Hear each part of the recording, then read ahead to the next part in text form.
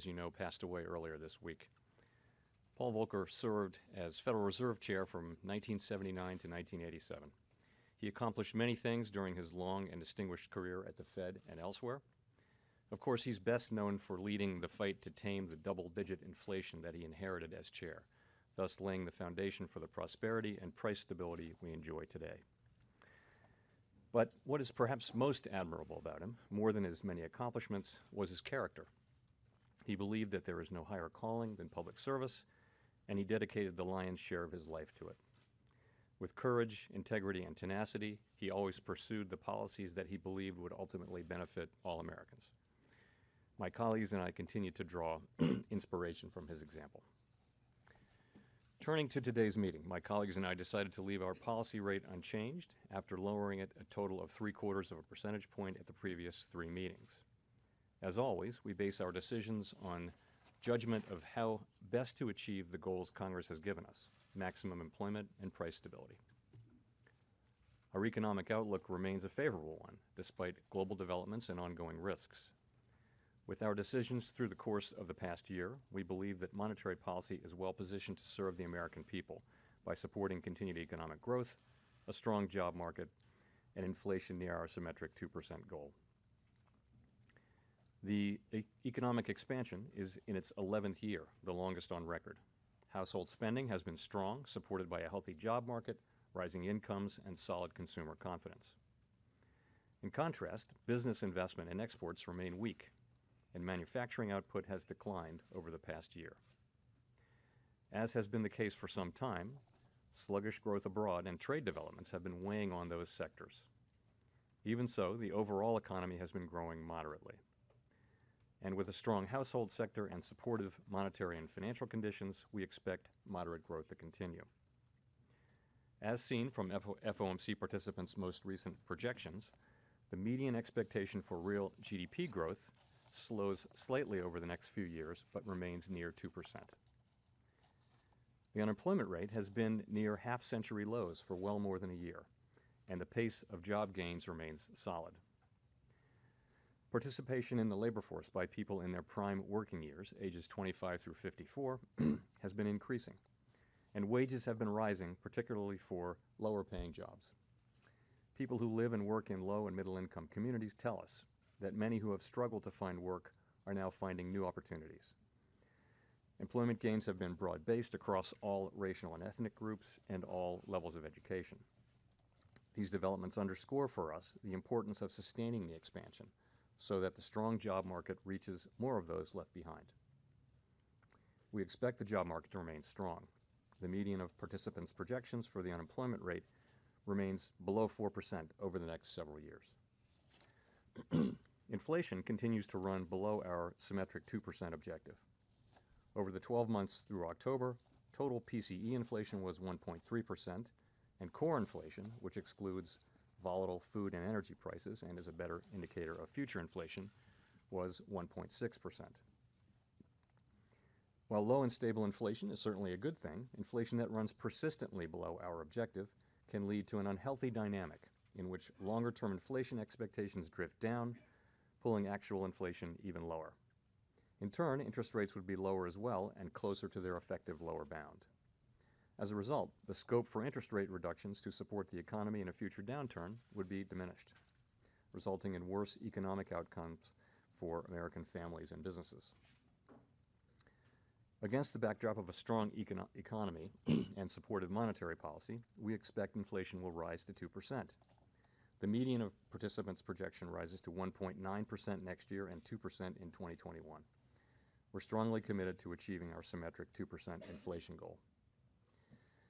Over the course of the past year, our views about the path of interest rates that would best achieve our employment and inflation objectives changed significantly as the economy faced some important challenges from weaker global growth and trade developments.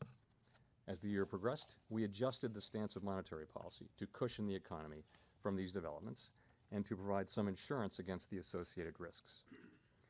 In addition, inflation pressures were unexpectedly muted, strengthening the case for a more supportive stance of policy. Rather than modestly increasing the target rate for the federal funds rate this year, as seemed appropriate a year ago, we reduced it by 0.75 percentage point. This shift has helped support the economy and has kept the outlook on track.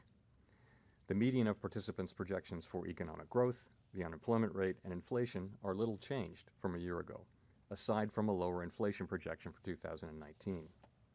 Of course, that is the function of monetary policy, to adjust interest rates to promote employment and price stability in response to forces acting on the economy. We believe that the current stance of monetary policy will support sustained growth, a strong labor market, and inflation near our symmetric 2% objective. As long as incoming information about the economy remains broadly consistent with this outlook, the current stance of monetary policy likely will remain appropriate.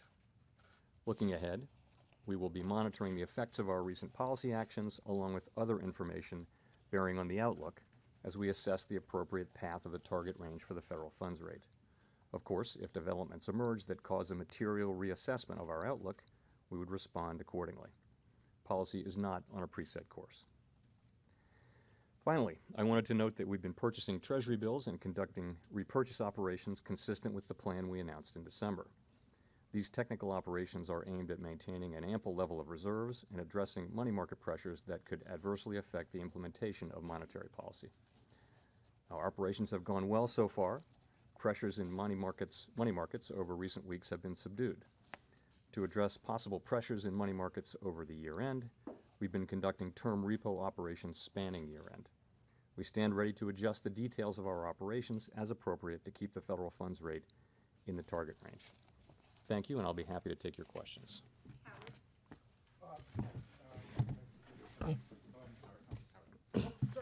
Howard Schneider with Reuters. Sorry about that. I was struck by the sort of disconnect that exists here between the behavior of unemployment and inflation.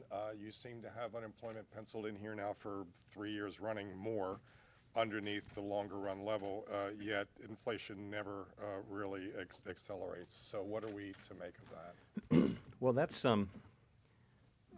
what's happening there is the fact that the relationship between resource utilization or unemployment and inflation has just gotten weaker and weaker over the years. If you go back 50 years, you would have seen that when labor markets were tight and unemployment was low, inflation moved right up.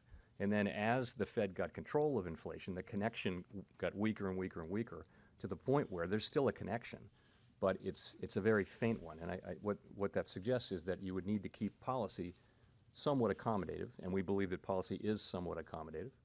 And we think that that's the appropriate place for a policy to be in order to drive up inflation. Follow up on that. I mean, it's faint and non-existent, though, it seems to me. So this suggests that really your policy lever, as it exists now, isn't really influencing prices at all. So in that case, what do you do to reach your target? Yeah, no, I don't think that's right. I mean, again, the relationship between slack in the economy and inflation is weak, has been weak. The coefficient is something like 0.1, so it's much, much lower than it used to be, but I don't know that it's gone down any more in the last decade. It just is quite faint, but it's still there. I mean, you can see it. If you look at where wages were 3 or 4 years ago, they were running around 2%, and now the whole group of different wage measures that we monitor has moved up to 3 and 3.5%, and that suggests tightening. The same thing is true, but much less true of inflation. The relationship between, in a way, the wage Phillips curve has a higher coefficient than the price Phillips curve does. But we do still see some relationship, and that's what you're seeing in those numbers. Mr. Chairman, Steve Leisman, CNBC. You've used the analogy to 1998 to describe the rate cuts we just went through.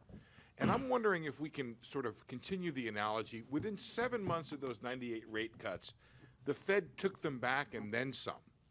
So were those kind of rate cuts the kind that you need to take back? Or are we at a place now where we're at a neutral rate? Take back, I mean, if those risks that you say we're cushioning from don't materialize in the way you think.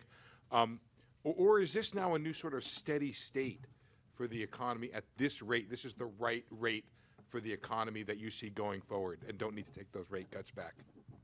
So there's similarities, conceptual similarities, I think, between the two instances during that long expansion, I guess in 95 and 98, when the Fed cut 3 times only to resume raising rates. And the notion just is that the economy needed slightly more accommodative policy, but it wasn't the end of the expansion, right? And that's the same situation we believe we're in here. So this is we did in fact turn out to do 3 rate cuts. That wasn't in the plan, in any kind of specific way at the beginning. So that's the same. What's different is you have very different structural characteristics in the economy, particularly around inflation. So now, as you can see, inflation is barely moving up, notwithstanding that unemployment is at 50-year lows and expected to remain there.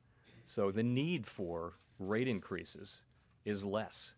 And by the way, it's a good thing that we think we can. I think we've learned that unemployment can remain at quite low levels for an extended period of time without unwanted upward pressure on inflation. In fact, we need some upward pressure on inflation to get back to 2%. It's quite different in 95 and 98 when there were those 2 adjustments.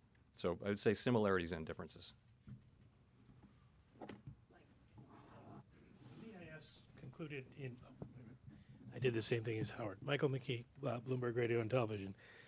The BIS concluded in September that the repo spike was not a one-off confluence of random events, but reflected structural and regulatory issues that could lead to a recurrence. I'd like to ask you if you agree with the BIS findings, and given that we're approaching year-end for the markets, will you be taking any extra steps to ensure that funding is available in the repo and FX swaps markets? There was a report yesterday from Credit Suisse suggesting there's a good chance that we will see disruptions, and one of the reasons they put for it is that the Fed is, at this point, buying only T-bills, and the market wants to sell coupons. Do you have any plans to sell coupons?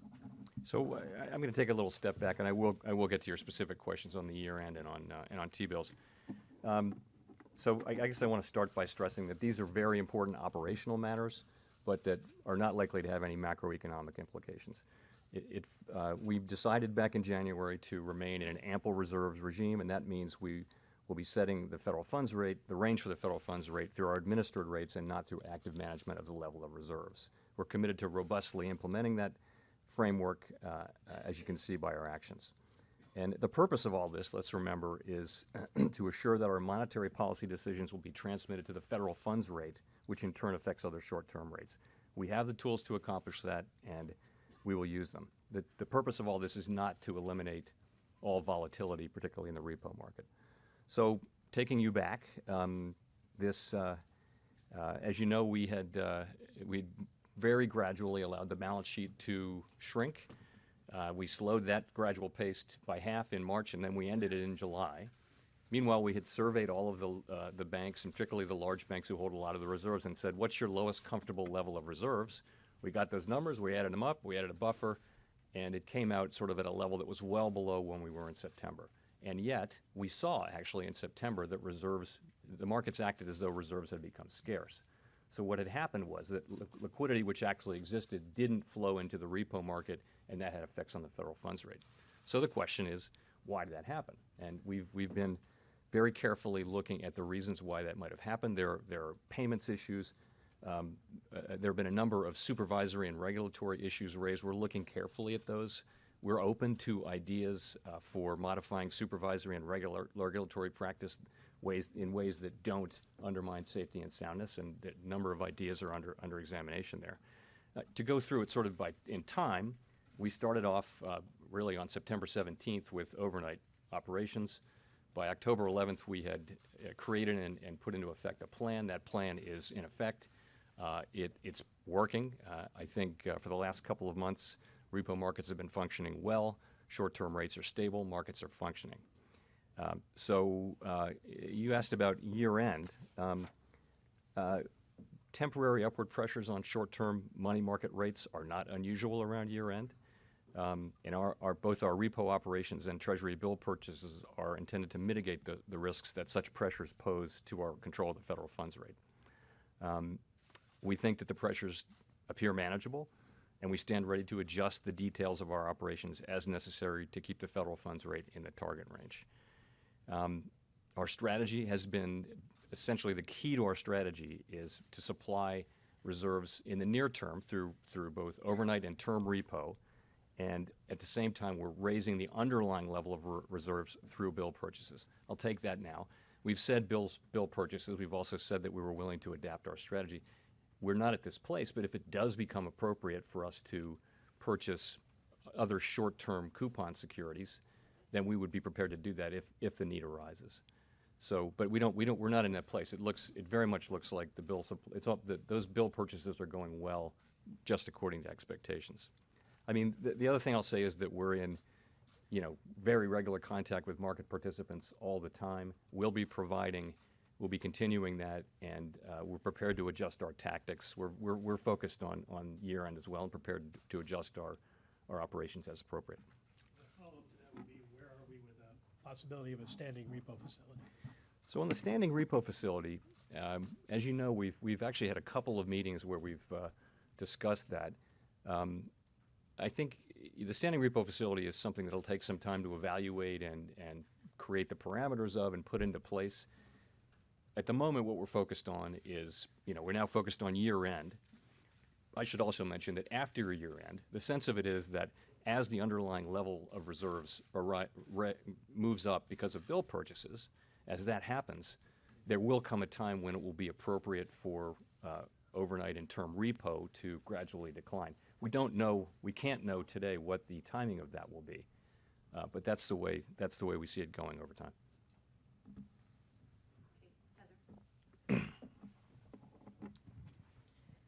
Heather Long from the Washington Post. A number of your colleagues have said explicitly that they do not think the FOMC should raise interest rates until core inflation is back at 2%. They think there should be a rule. Where do you personally stand on that? Well, as I mentioned actually at the last press conference, we think our policy rate is appropriate and will remain appropriate as long as incoming data are broadly in keeping with our outlook. And in order to move rates up, I would want to see inflation that's persistent and that's significant. A significant move up in inflation that's also persistent before raising rates to address inflation concerns. That's my view. So is this de facto policy of the committee then? I guess I'm wondering why it's not sort of codified in a statement. We haven't tried to turn it into some sort of official forward guidance. It happens to be my view that that's what it would take to want to move interest rates up in order to deal with inflation. Gina. Hi, Chair Powell. Gina Smiley with the New York Times. Just following up on Heather's question. So if you look at the SEP today, it looks like inflation is never overshooting 2% and is only getting up to 2% by the end of 2021, yet rates are increasing in 2021. So I guess how do we square that circle with interest rates increasing before inflation ever really moves up in some meaningful overshooting way?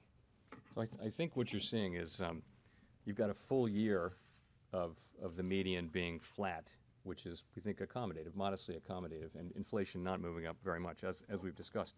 And that underscores, I think, the challenge of getting inflation to move up. The committee has wanted inflation to be at 2%, squarely at 2% ever since I arrived in 2012, and it hasn't happened, and it's because there are disinflationary forces around the world, and they've been stronger than I think people understood them to be. In terms of those out-year rate increases, what you're looking at rate increases more than a year into the future, and people will have their own explanations for why they do that, but none of us have much of a sense of what the economy will be like in 2021. So I think what may be behind some of that is just the thought that over time, it would be appropriate, if you believe that the neutral rate is 2.5%, it would be appropriate for your rates to move up in that direction. I will also say to you that a number of people wrote down, and you can't see this at this level of detail, but today, but a number of people did write down overshoots of inflation as under appropriate policy. Brendan. Brennan Greeley from the Financial Times. Given that inflation, whichever measure you choose, has either sort of remained where it is or not increased over the past year as you've been dropping the policy rate, what is it that gives you confidence that the Fed has the tools to get inflation back up to target or even overshoot, as you just indicated that some people are considering doing? Well, it's just that there is still empirically, by many different, by the work of many different analysts, there is a relationship between resource utilization, by which I mean unemployment, and inflation. It's just relatively weak. And by the way, that's not a bad thing. That means that we can run at low levels of unemployment and have a historically good, in some dimensions, labor market without having to worry about inflation. It also means, though, that it's not easy to move inflation up. Now you say, why is there confidence? I mean, I would say there's more humility than there is confidence in this at this point.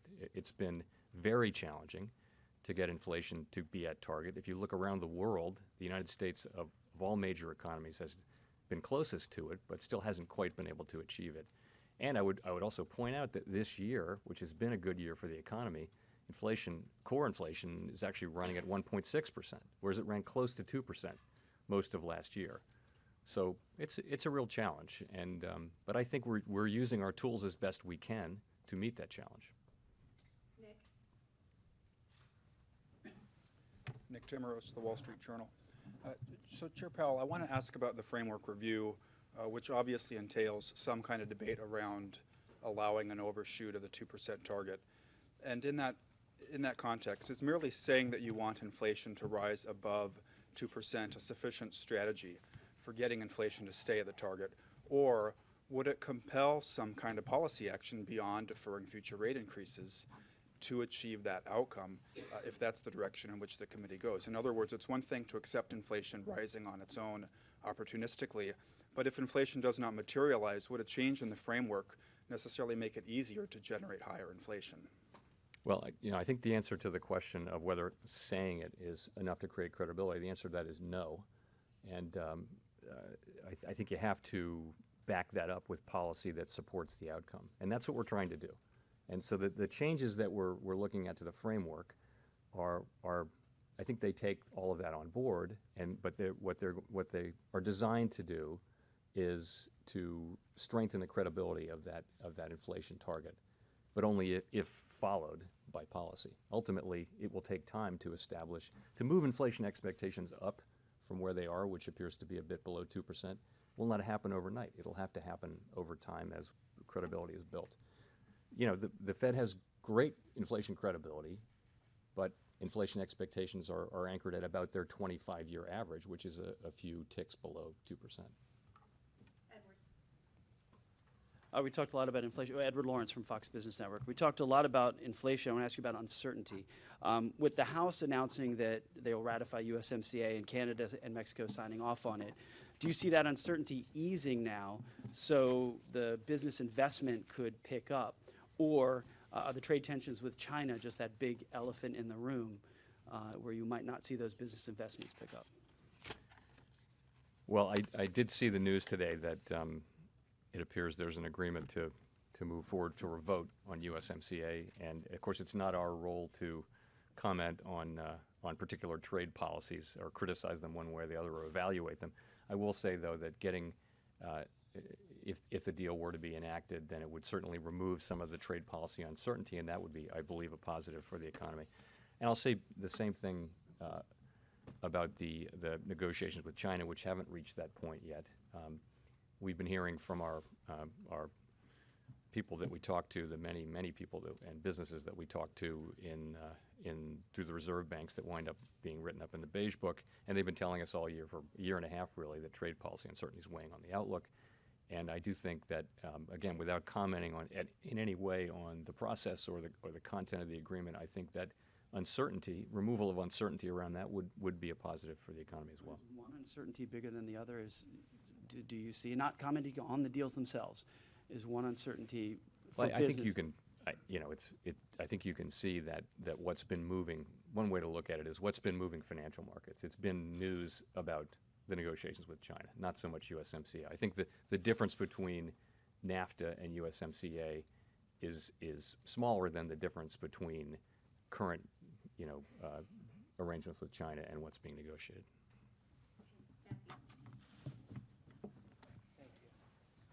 Hi, Matthew Boesler with Bloomberg. Chair Powell, the Fed policy review this year has largely been discussed in terms of the inflation side of the mandate and the need to shore up inflation expectations. But it seems like the message you've been getting from the Fed Listens events and also something else you've recently acknowledged is that the Fed has also been systematically overestimating labor utilization throughout this expansion. So I'm wondering if you could talk a little bit about the extent to which the review is looking at the employment side of the mandate as well. Are there any possibilities, for perhaps systematizing a more asymmetric reaction function with regard to unemployment? Thank you. Yeah. So the focus really is on how to use our strategies, tools, and communications to achieve both sides of the mandate. You're right, though, that we've talked here a lot about inflation, and I think that I think more broadly, over a period of years, many years, we've been learning that the natural rate of unemployment is lower. It's in estimates, not just at the Fed, but broadly among economists, labor economists, have seen that the connection that we can sustain much lower levels of unemployment than had been thought. And as I mentioned, that's a good thing because that means we don't have to worry so much about inflation. And you see the benefits of that in today's labor market.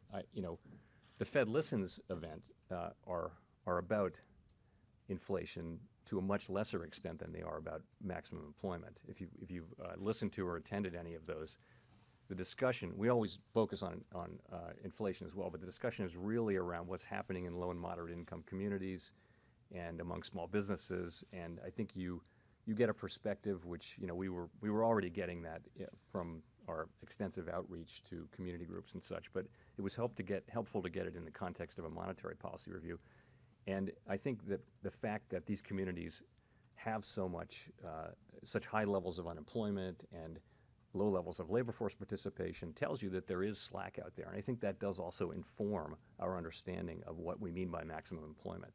And it's been a very positive. I would say that the Fed Listens events have been extraordinarily positive, and they're certainly something we'll repeat.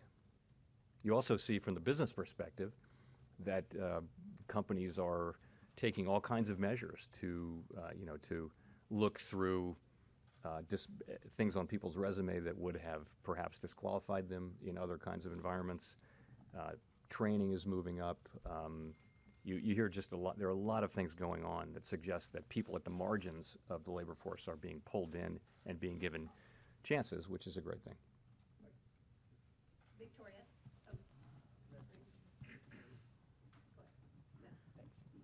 Sorry, if I could just follow up briefly, is there any way to sort of systematize these insights, do you think, in terms of, we talk a lot about, for example, make-up strategies on the inflation side. Is there anything similar you could do on the employment side?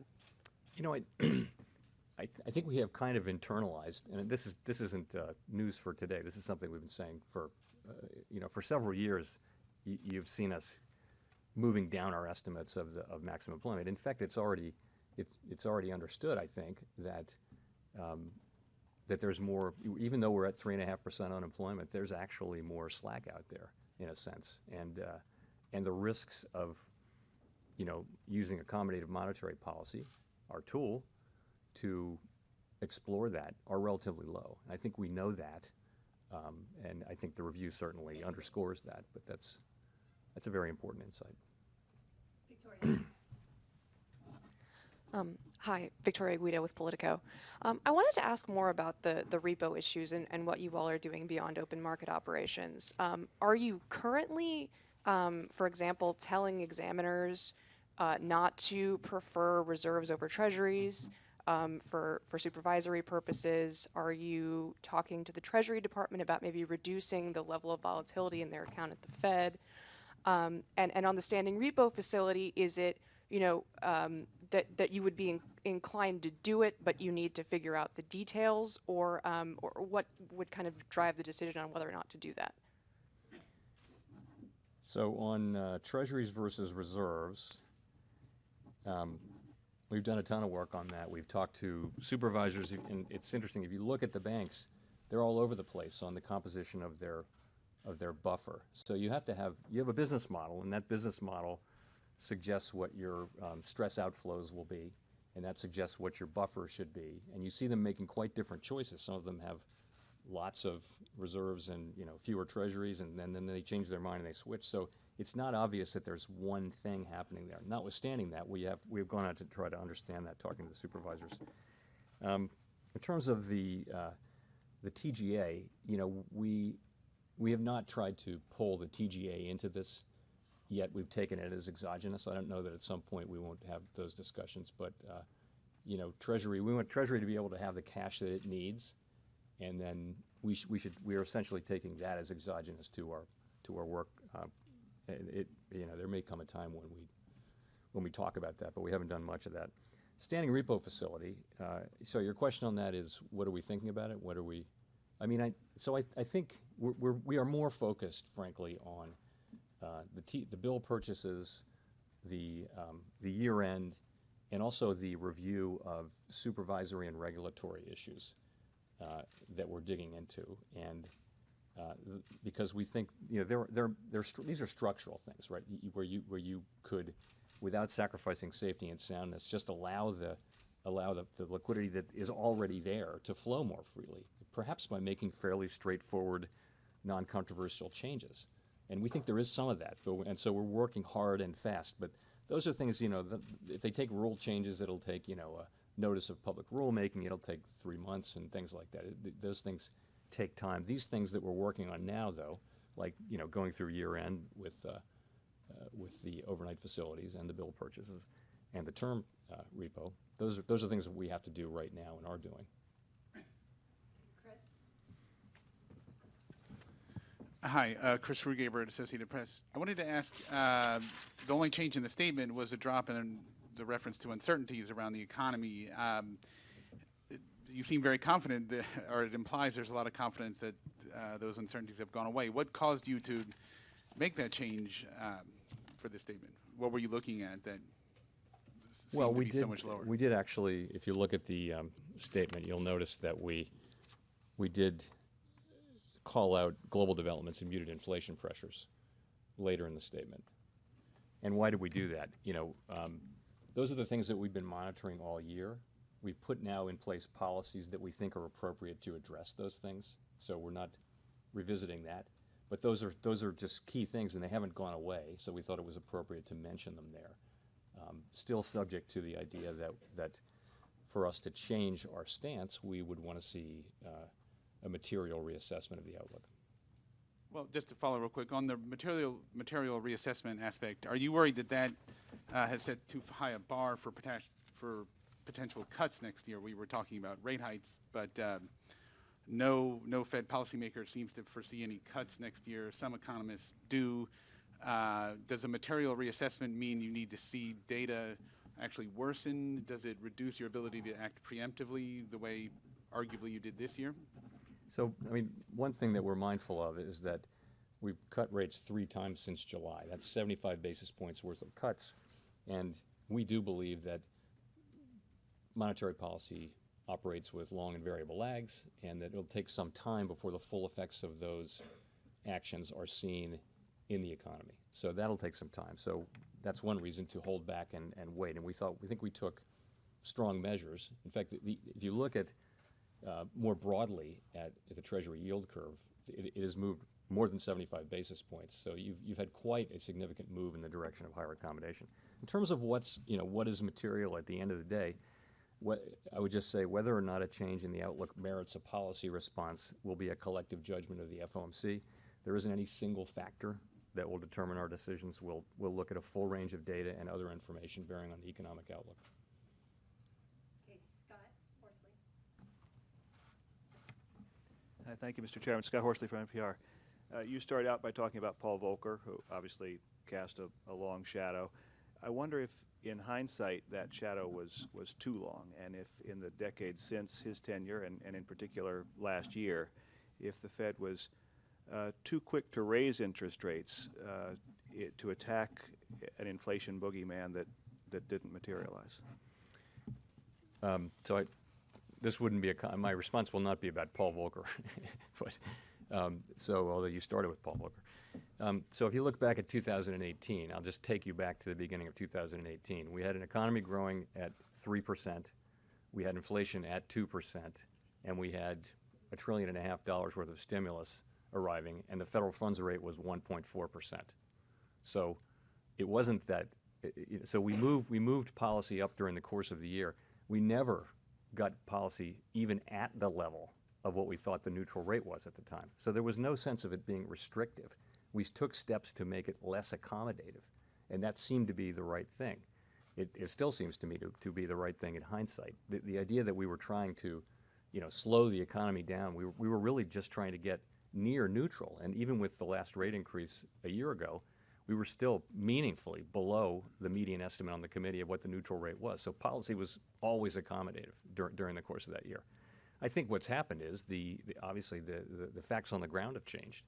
You saw the global economic slowdown begin in the middle of last year, gather force, and then continue to go on this year. So you've seen a continual weakening. Just look at the IMF's forecast of growth from the spring of 2018 and compare them to now. You've had quite a significant, that does affect us. I think also the trade situation was just beginning in the middle of 18, and I think it has had, I think there'll be very, very wide range of estimates of the effect, but I think it's had a meaningful effect on output just through the uncertainty channel and to a lesser extent through the tariff effects. And again, that's not to make a judgment. It's not up to us to make a judgment about that. So that would be my story. Chair Powell, Donna Borak with CNN. To follow up on Edward's trade question, could you talk about what you would imagine the economic effect would be if negotiations with China were to fall apart, and how the Fed might be able to support the economy in that event? I wouldn't want to speculate on a hypothetical. I would say we'll just have to see. We look at a range of factors, and we, as I've said before, we try to look through the volatility in trade news and trade negotiations. We try not to react. We can't react. Monetary policy is not the right tool to react in the very short term to volatility and things that can change back and forth, as this has happened, as is probably typical of a large, complex negotiation. In terms of, again, I don't want to get into hypothetical outcomes, though, if that's all right. I'm just wondering, you met with the president last month. Did you have any advice for him when it came to this, and did you express some concerns about potential volatility and the impact of the economy given all this? I'm going to stick with my predecessor's longtime practice of not discussing private meetings with elected officials, or other officials, really. But thank you.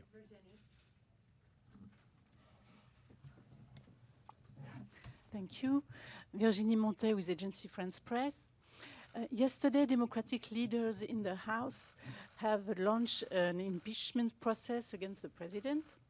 Have you mentioned these developments within the committee today as potentially presenting some risk for the confidence in the economy?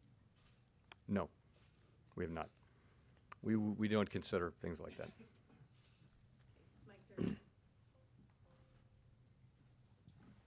Mike Darby with Dow Jones Newswires. Does the Fed's dot plot still serve a useful communications purpose, or do you feel that it might be time to retire it or change it in some fashion? Well, I think properly understood, it can be useful, but that's been a challenge. I think properly understood to me means looking at what it is and not at what it isn't. And what it is it's an expression of the thinking about individual committee members about appropriate monetary policy and the path of the economy. Remember that we write all that down and we send it in, and it gets compiled, but we don't discuss it at the meeting, and we don't negotiate a plan. There's no agreement, there's no plan. And I think particularly at inflection points, it's hard to convey the reality, which is that policy is always going to depend on the economic outlook and changes in the economic outlook. And when the economic outlook is changing, the dots they're just not a consideration. We're going to do what we think is the right thing for the economy. And if the fact dots that we did 6 months ago or 3 months ago don't agree with that, that's not even in the conversation. So it's more, but it can be useful, and I think, but as I said, it's been a challenge, and so I do like to say if you focus too much on the dots, you can miss the broader picture.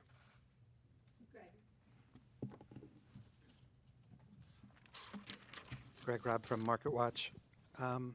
Chairman Powell, many people seem worried that the framework that you guys are working on is going to be, the results are going to be less rather than more. And people keep coming back and saying asking why you took off like a 4% inflation rate off the table, even when it started. I mean, as you said, if going around the country for all the Listen events, I don't think I heard anybody worry about a 4% inflation rate or think that higher inflation rate was going to be a problem. So where does that concern come from? Is it members of Congress that have said this? No. So let me say we've been working on this all year, and we're just at the stage where we've had a really interesting discussion about the various tools that we have at the October meeting. At this meeting, we talked about the way monetary policy affects different groups in the economy. So we talked about the Fed Listens events and some very interesting research.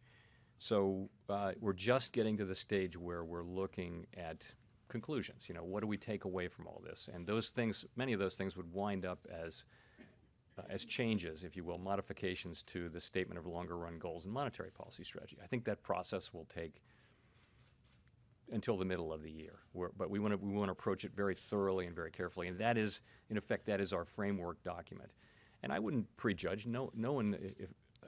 I believe we will be able to reach a successful conclusion and make meaningful improvements. I do. In terms of 4%, so that's, I think it's premature for people to be saying that this isn't going anywhere.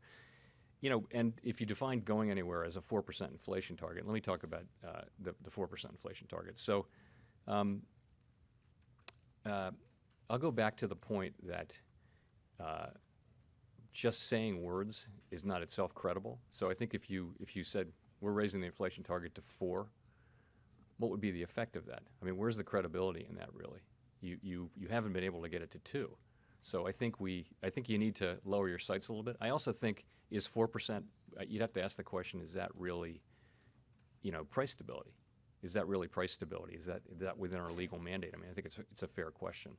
So, I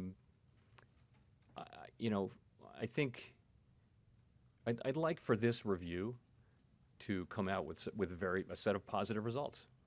Meaningful improvements. It doesn't mean it has to solve every problem going forward. We want to have this be a successful exercise where we meaningfully improve our monetary policy framework. These things don't tend to move in a lurchy way. They tend to evolve. But I think, and if we do this then in a few years again and again, and things like that, then then at least we're moving in a good direction. And I think we will be. I'm confident we will be.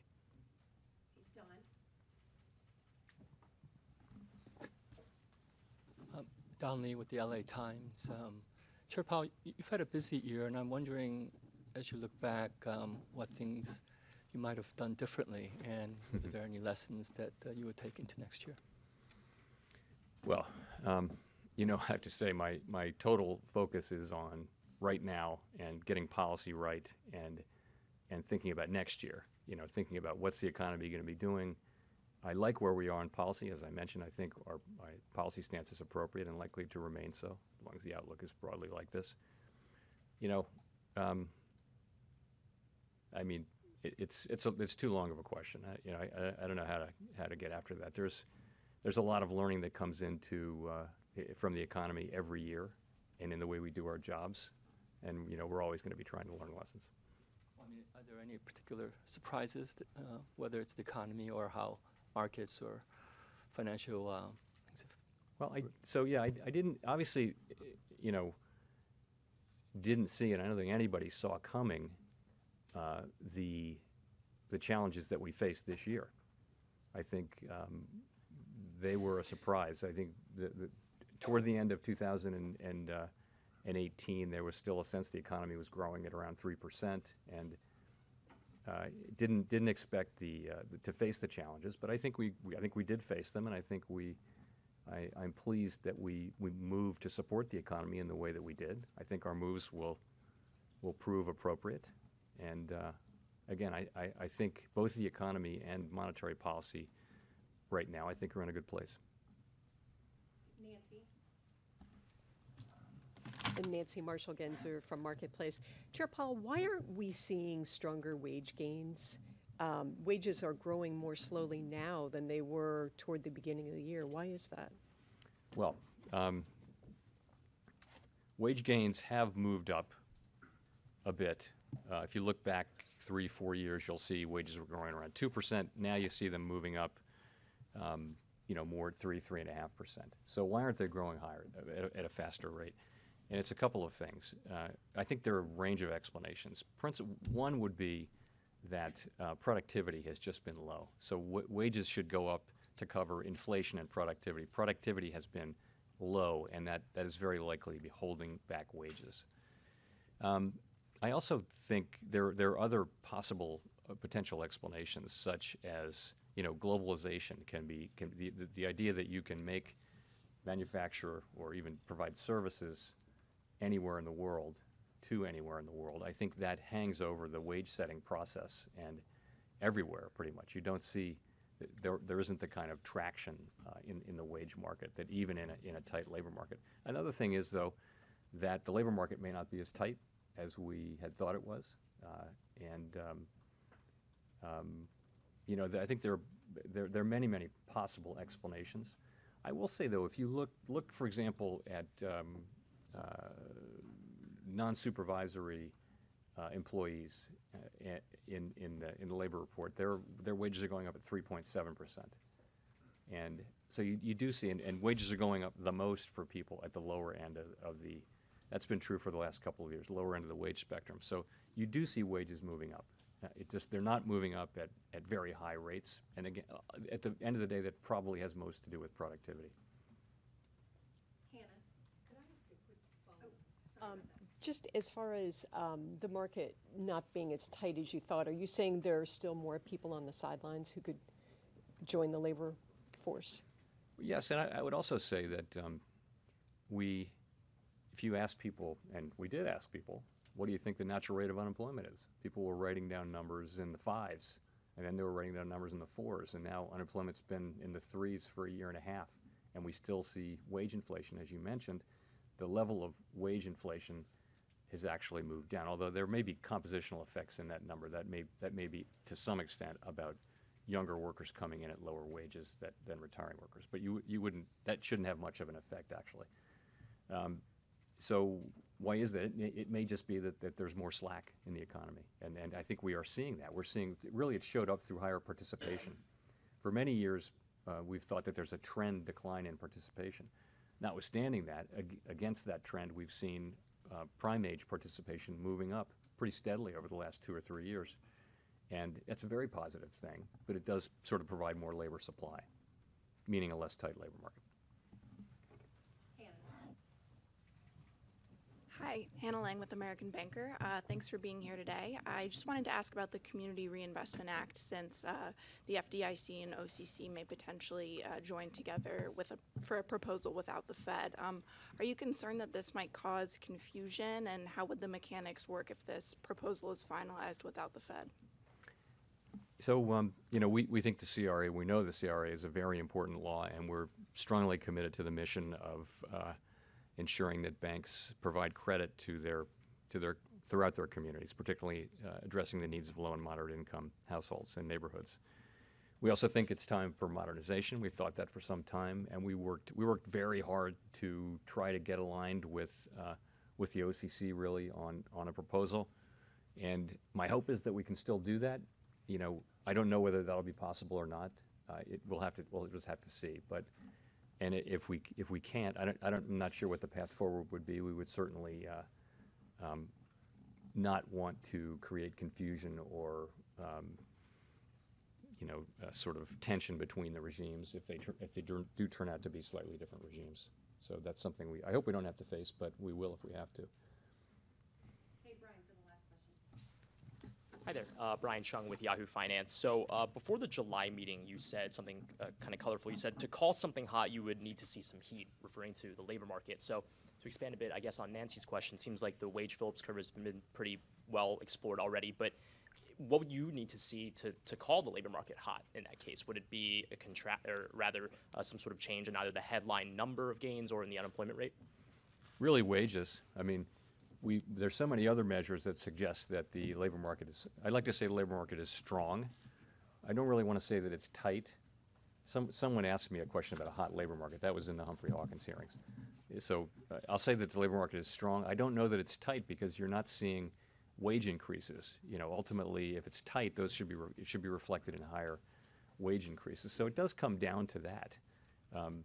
You know, we look at countless measures of labor market, you know, labor utilization, and there's so many, it's too many to count. But the one that is kind of suggesting that it's a healthy number, that, you know, the sort of 3.1% average hourly earnings number is a decent number. 3.7% for production non-supervisory workers is more healthy. Ultimately, though, we'd like to see, to call it hot, you'd want to see heat. You'd want to see, you know, higher wages. Thank you. Thanks.